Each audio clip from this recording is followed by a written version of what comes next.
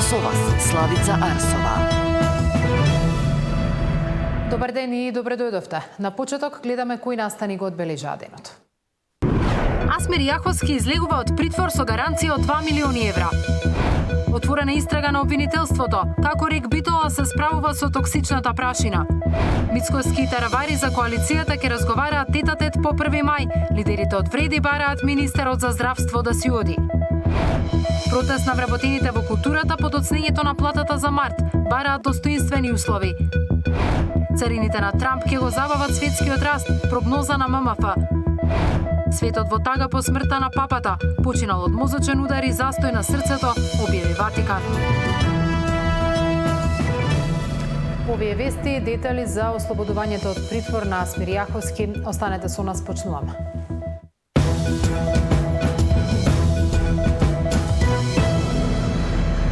Со гаранција од 2 милиони евра, обвинителството прифаќа да го пушти од притвор сопственикот на Пуцко Петрол Асмир Јаховски, кој беше уапсен за пирење пари заедно со Радко Капушевски по случајот со отровниот мазут. Деспина Тодоровска известува. Деспина, кои се аргументите на јавното обвинителство? Еден од аргументите на обвинителите е дека во оваа фаза осомничениот Јаховски повеќе не може да влијае врз истрагата, бидејќи во изминатиот период од основното јавно обвинителство за гонење на организиран криминал и корупција успеале да обезбедат најголем број од доказите потребни за оваа истрага. Од Дојо Гог попладнево исто така појаснуваат и дека за ова кривично дело за кое што е осумничен Јаховски, односно за перење пари, тој може да добие мерка притвор од уште најмногу 30 дена, пошто според закон тој ќе мора да биде пуштен да се брани од слобода. На ваков начин со оваа гаранција од Дојо Гог сметаат дека е обезбедена сумата од 72 милиони денари, пари кои што тие сметаат дека Јаховски успел да ги злоупотреби при сомнителната набавка на мазут за потребите на ТЕЦ Неготино. Деталите ги гледаме во прилогот. Со кауција од 2 милиони евра Асмир Јаховски излегува од притвор. Покрај ова за сопственикот на Пуцко Петрол и син на пратеник на ДУИ, осумничен за пирење пари при набавката на токсичен мазут за ТЕЦ Неготино со определени мерки на предпазливост. Обвинителите сметаат дека Јаховски повеќе не може да влијае врз истрагата, бидејќи досега се обезбедени поголем дел од доказите. Во мислењето, јавниот обвинител истакна дека предлогот на осомничениот за укинување на мерката притвор и нејзина замена со мерка гаранција во недвижен имот со процената вредност од над 60 милиони денари може да биде основан само ако осомничениот во исто време на посебна сметка на судот дополнително да депонира и износ од над 72 милиони денари. Во конкретниот предмет, според доказите со кои располага обвинителството, износот од 72 милиони денари одговара на вкупниот износ на противправно стекнатата имотна корист за овој осомничен, од кој во понатамошната постапка би можело да се наплати евентуалното оштетување побарано од него, информираат од Дојо Гог, од каде појаснуваат дека за ова кривично дело Јаховски може да добие уште максимум 30 дена притвор, без можност за гаранција на парите кои обвинителите сметаат дека се испрани. Јаховски заврши во шутка на 14 март, заедно со директорот на РКМ Радко Капушевски како осомничени за злоупотреби при набавката на мазут за ТЕЦ Неготино, со што го оштетиле буџетот за 167 милиони евра. Помеѓу осомничените е поранешниот директор на ЕСМ Васко Ковачевски, кој се уште е во бегство. Деспина Тодоровска, Сител телевизија.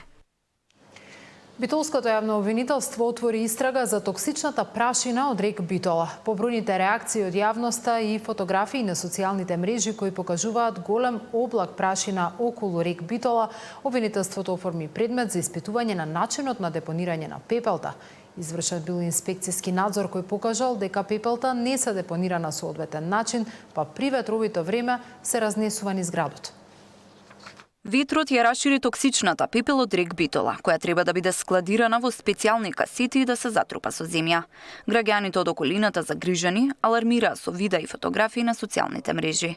Битолското обвинителство отвори предмет. По наредба на обвинителите и инспектори од Инспекторатот за животна средина извршија вонредни инспекции, но оттаму не можат да споделат повеќе информации околу што било утврдено, бидејќи предметот се наоѓа во предистражна постапка, велат за Сител. Документите извештаите ќе бидат доставени до обвинителството, кое ќе треба да утврди дали има основ за кривично гонење. Надзорот беше извршен и беа утврдени определени недостатоци во однос на мерките за спречување и намалување на емисијата на прашина пепел на одлагалиштето за пепел, поради што Државниот инспекторат за животна средина наложил на РЕК Битола да ги отстрани утврдените недостатоци и да достави резултати од извршените мерења на амбиенталниот воздух на одлагалиштето за пепел во рок од 30 дена од извршениот надзор, соопшти од обвинителството. Екоактивистите од Битола велат дека станува збор за децениски проблем. Ситуацијата е катастрофална во Пелагонискиот регион, а институциите и прогледуваат низ прсти на РЕК Битола. Справувањето со токсичната пепел и под сите стандарди. Начинот на кој РЕК Битола се справува со пепелта од согорувањето на јагненот е апсолутно под сите стандарди и сосема непрописно. Тоа не го кажувам јас, тоа го кажуваат сите релевантни инспекцијски надзори, ако некој ги направил или некој кој малку повеќе познава проблематиката.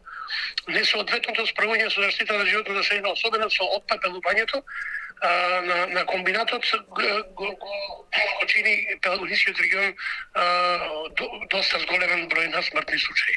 РЕК Битола веќе работи на отстранување на пепелта која не е соодветно депонирана, а до крајот на април имаат обврска да извршат и мерење на амбиенталниот воздух на локацијата каде што се складира пепелта. Тамара Дичевска, Сител телевизија. Заврши доказната постапка на повтореното судење за модуларната болница во Тетово. Веќе на следното рочиште на 12 мај ќе бидат дадени завршни зборови на обвинетите. Судењето за пожарот во Тетовската модуларна болница влезе во завршница. На денешното рочиште беа презентирани последните докази, па за средината на идниот месец закажани се завршни зборови. За тешки дела против општата сигурност одговараат Флорин Бесими и Артане Теми. На двајцата поранешни директори на болницата им се суди повторпат, откако лани повисокиот суд го врати предметот на ново судење. Одбраната појаснува дека со судењето не се бара одговорност за настанувањето на пожарот, туку за последиците кои ги предизвикал. Тврдат дека во болницата имало противпожарни апарати. За одбраната на обвинетиот Флорин Бесими не е спорно дека и во повторената постапка јавното обвинителство Тетово надвор од разумно сомневање не успеа да докаже дека обвинетиот заедно со останатите обвинети го сториле кривичното дело кој им се става на товар, затоа што во текот на постапката јавното обвинителство не изведе доказ од кој со сигурност ќе можеше да се утврди дека доколку бил употребен противпожарен апарат, пожарот би бил изгаснат. Бесими и Теми во претходниот судски процес беа осудени на условни затворски казни од 1,5 година, кои ќе станат ефективни ако во следните 3 години го повторат делото. Болницата беше парично казнета со сума од 1 милион денари, а докторот Вучевски беше ослободен од вина. Пожарот во Тетовската модуларна болница избувна на 8 септември 2021, а објектот го проголта за помалку од 3 минути. Трагедијата одзеде 14 животи на луѓе кои се лекуваа од ковид и нивни блиски кои биле таму. Во потрагата по причините за несреќата се вклучија и германски истражители. Беше утврдено дека пожарот го предизвикал продолжен кабел за струја на кој бил приклучен дефибрилатор и полнач за мобилен телефон. Зоран Јаневски, Сител телевизија. Мицкоски таравари за коалицијата ќе разговараат тет-а-тет по 1 мај. Лидерите од Вреди бараат министерот за здравство да си оди. Протест на вработените во културата под оцнењето на платата за март. Бараат достоинствени услови.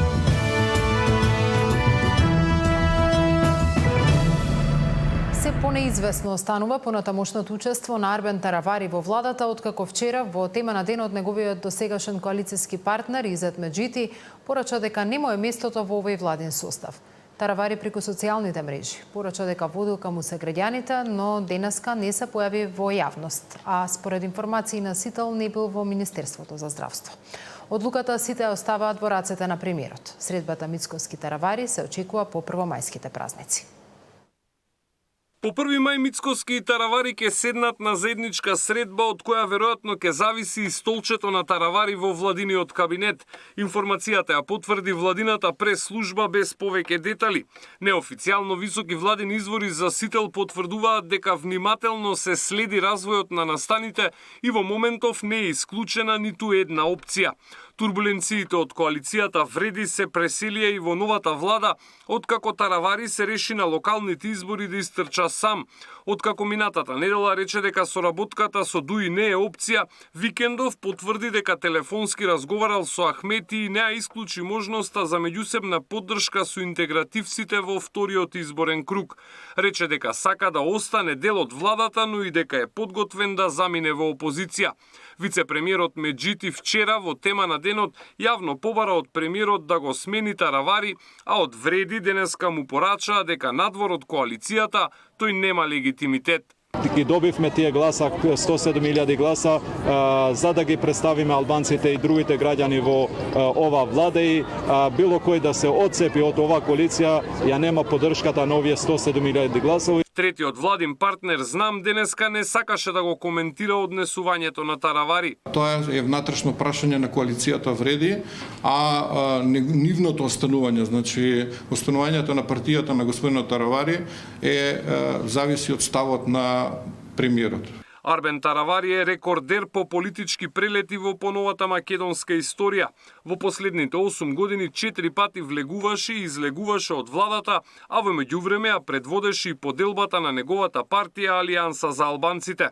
Во моментов контролира 5 пратеници во собранието со кои нема капацитет да влијае на владеачкото мнозинство. Александар Спасовски, Сител телевизија.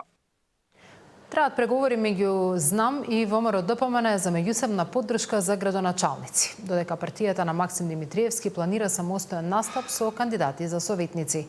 Од Знам денеска најавија засилени активности во пресрет на изборите на есен.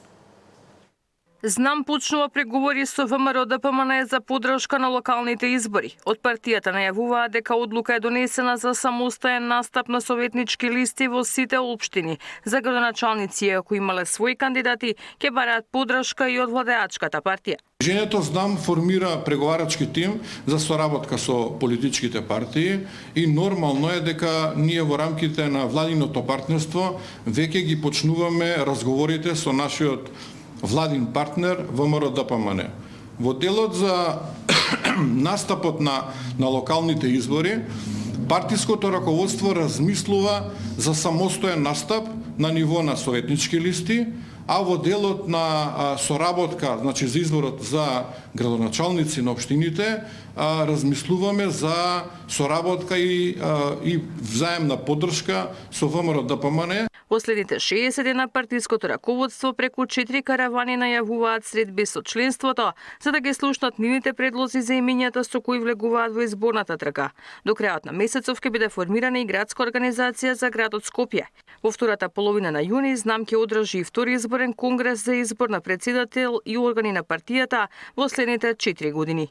Ивана Соколовиќ најдова, Сител телевизија. Левица побара измени на кривичниот законник со кои злоупотребите на функционерите нема никогаш да застарат. Велат дека со ова ќе се исправи грешката со претходните измени кои доведоа до бројни застарувања. Овие измени кои денес ги предлагаме предвидуваат отпор кон интересите на корумпираната елита. Имено со измените предлагаме застарувањето на делата да биде дуплирано, па така оние кои треба да бидат стигнати со правдата, независно во моментот кога ќе биде откриен кривичниот чин, да бидат процесирани на вистински начин и правдата да биде задоволена. Од друга страна предлагаме и додавање на кривични дела во категоријата на дела кои не застаруваат, а тие се однесуваат на економскиот криминал и злоупотреба на службената положба. Единство меѓу власта и опозицијата за Европската унија и реформите е еден од клучните предуслови за напредок. Хрватскиот преговарач за членство денеска им ги пренесе искуствата на Хрватска на патот кон членство на македонските пратеници. За да се стане дел од европското семејство, потребно е да постои погоден момент и волја за проширување во самата Европска унија. Потоа потребни се и реформи, но најнеопходен услов за остварување на оваа цел е политички консензус за членство во државата кандидат.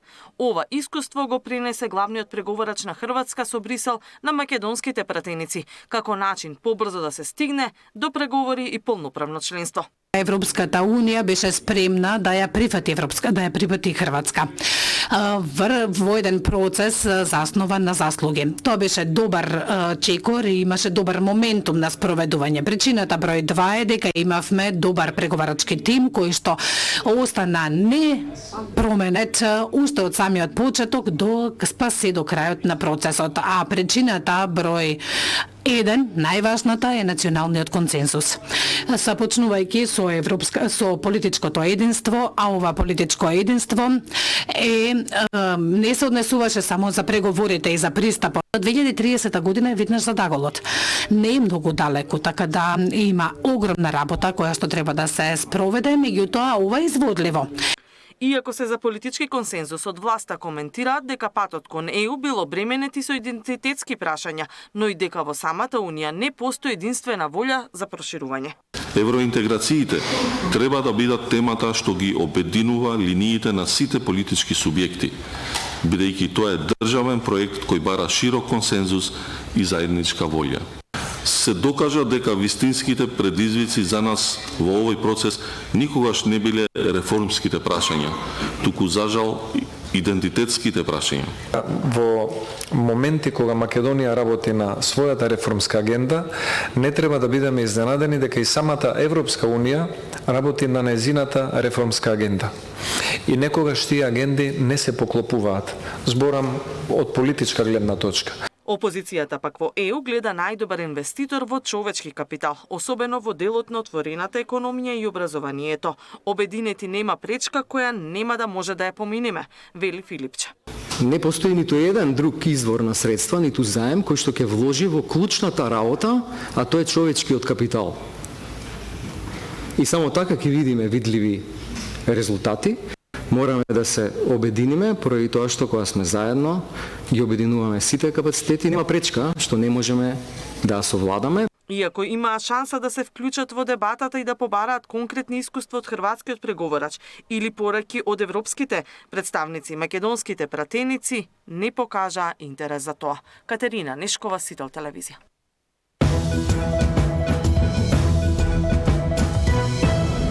Дојде до значително доцнење на платите за културните работници. Може ли да се избегнат слични проблеми во иднина?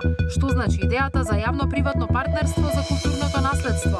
Тема на денот во 19 со министерот за култура и туризам Зоран Јутков.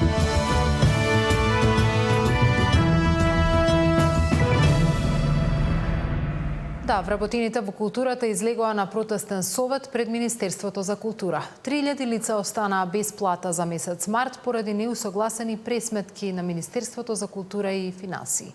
Работниците побараа да се почитува колективниот договор и да се обезбедат достоинствени услови за работа. Министерот викендов се извини за доцнењето поради административни процедури на усогласување со другите министерства. Културните работници кои се уште немаат земено плата за март, денеска излегоа на протест пред Министерството за култура. Својот револт го искажаа со гласна музика, свирчења и извици.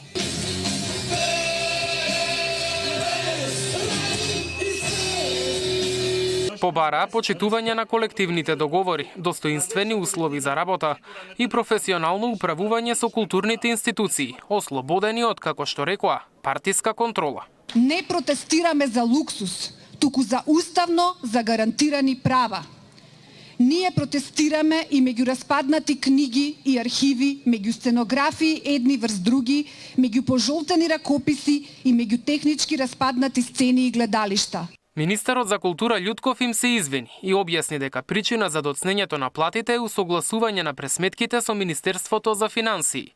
Атанасовска рече дека денеска биле доставени нови насоки за пресметка, а одредбите од колективниот договор нема да важат. Сега се дадени нови насоки каде што на некаков поинаков начин се пресметуваат тие 10% согласно општиот колективен договор.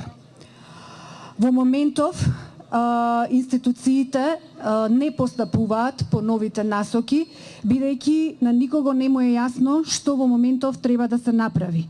Мартовската плата на над 3000 вработени во културата доцнеше и лани поради истиот проблем. И на тогашниот и на сегашниот протест. Поддршка добија од ССМ. Минатата година кажав дека денеска ние дојдовме некој да го фатиме да плати. Кој ќе го фатиме, тој ќе плати. Денеска го фативме министерот за култура да плати, извини Зоки, морално беше. Трендафилов вели дека покрај вработените во културата, без плата останаа и голем дел од вработените во јавниот и во приватниот сектор. Протестот заврши со интонирање на македонската химна.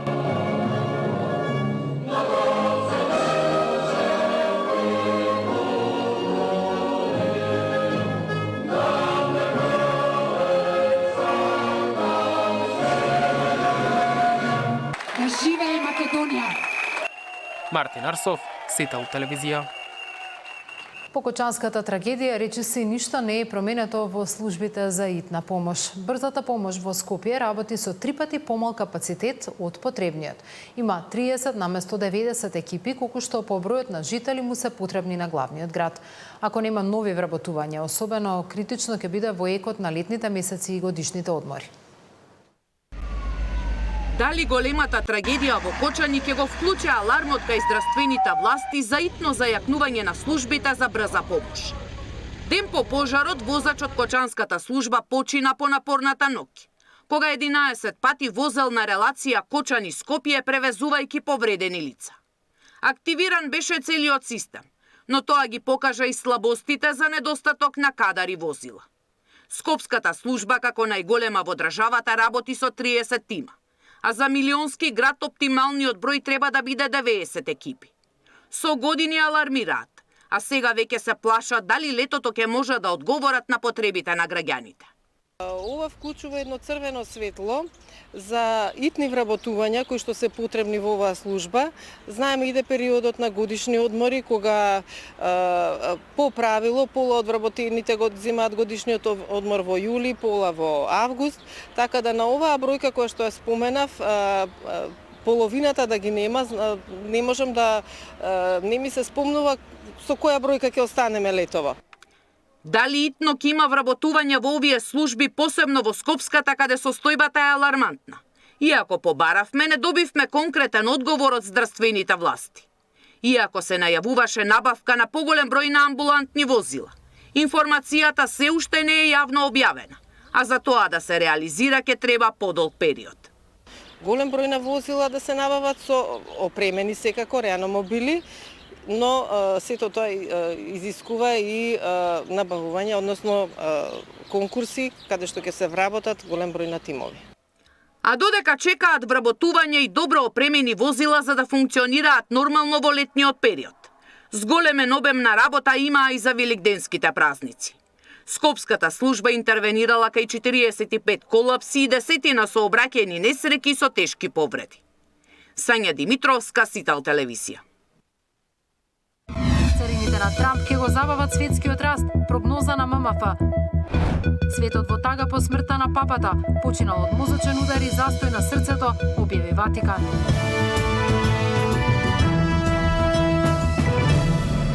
Царините на Трамп ќе го забават растот на економијата. Меѓународниот монетарен фонд ги објави најновите прогнози со кои светскиот економски раст се одредува на половина процентен поен пониско од предцарините.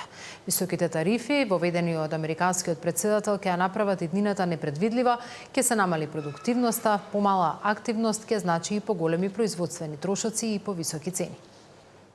Царините на Трамп негативен шок за глобалната економија. ММФ ги намали прогнозите за раст на економиите за половина процентен поен. Во најновиот извештај предвидуваат светскиот раст од првичните 3,3 да достигне 2,8%. Развиените економии годината ќе ја завршат со раст од 1,4, додека земјите во развој наместо 4,3 3,7%. Високите тарифи од страна на американскиот претседател ќе ја направат иднината непредвидлива. Ќе се намали продуктивноста, помалата активност ќе значи поголеми производствени трошоци и повисоки цени.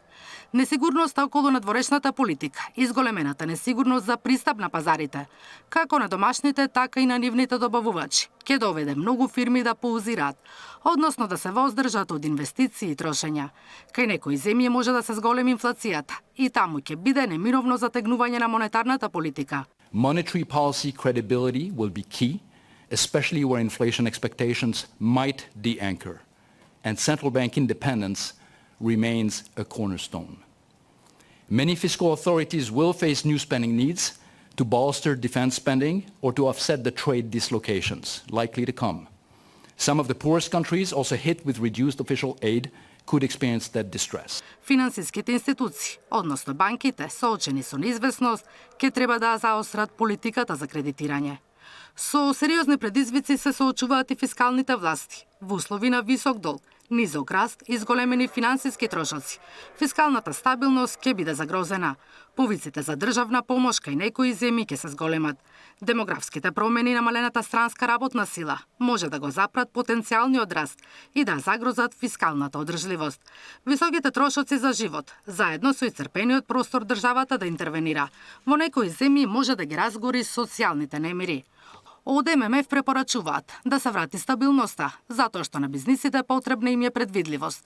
На глобалната економија и треба добро функционален трговски систем, заснован на правила, кој се справува со долготрајните празнини, како што и употребата на нетарифни бариери и мерки за нарушување на трговијата од страна на некои земји. Наташа Мерсовска, Сител телевизија. Мозочен удар, пад во кома и неповратен застој на работата на срцето. Ова се причините за смртта на папата Франциск, кој ги објави Ватикан.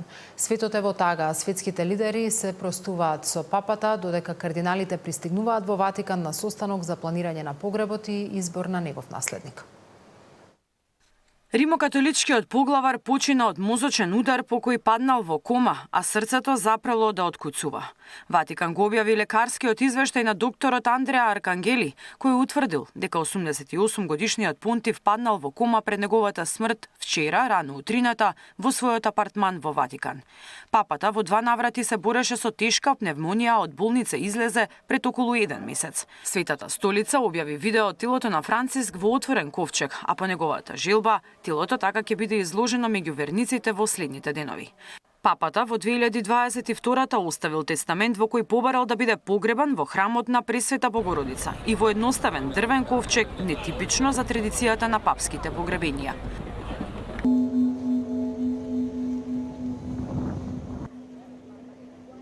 Чувствувајќи дека се наближува до залезот на својот животен пат на земјата, Франциск напишал: Во текот на мојот живот и мојата свештеничка и епископска служба, секогаш и се доверував на мајката на нашиот Господ Пресвета Марија. Затоа молам моите смртни останки да почиваат во исчекување на денот на Воскресението во папската базилика Санта Марија Маджоре. Гробницата треба да биде во земјата, едноставно, без посебна декорација, само со надпис Франциск. Церемонијата за погребувањето ќе се одржи во сабота во 10 часот. До сега од светските лидери присуство потврдија Доналд Трамп, Емануел Макрон, Володомир Зеленски, аргентинскиот претседател Хавиер Милеј.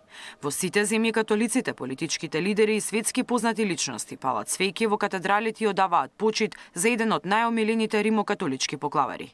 Сочувство за упокојување до Светата столица испрати и поглаварот на Македонската православна црква Охридска архиепископија. Неговата светост папата Франциск во историјата на македонскиот народ ќе остане запаметен како единствен папа кој посака и ја посети Република Македонија. Го молиме Бога, кој владее над живите и мртвите, да го упокои папата Франциск и да направи споменот да му биде вечен. Предходно и државниот врв упати пораки со почит и сочувство за папата, за кого напишаа дека ќе биде запаметен како глас на совеста во време на глобалните предизвици и пример за човечност и морална храброст. Ватиканската служба денеска ја запечати апостолската резиденција, инаку папата важеше за еден од најразличните поглавари на римокатоличката црква, кој покажа поинакви ставови и живееше скромен живот. Era molto attento per esempio al problema delle culture femminili, delle culture giovanili, della scienza, per esempio tecnologia e intelligenza artificiale e anche molto nei confronti della direi la comunicazione, la cultura digitale e soprattutto è stato uno che ha innovato molto il linguaggio della Chiesa stessa. Pensate cosa vuol dire la terza guerra mondiale a pezzi, l'odore delle pecore, l'ospedale da campo, tutte queste formule che incidevano molto e che permettevano gente di sentire una sintonia diretta e immediata. Ке следуваат денови на жалост, а конклавата ќе се одржи во рокот најмногу 20 дена. Тогаш кардиналите ќе се затворат во Сикстинската капела, од каде нема да излезат се додека име на еден кардинал не добие 2/3 од гласовите, а изборот на нов папа ќе биде објавен со бел чат. Последно збогом беше за Великден, кога пред илјадниците верници на плоштадот Свети Петар во Ватикан, папата излезе од балконот честитајќи им го најголемиот празник Христовото воскресение. Cari fratelli e sorelle, buona Pasqua. Мирјана Давидовска, Сител телевизија. Најновите вести информации ќе ги имаме во Централниот дневник во 9.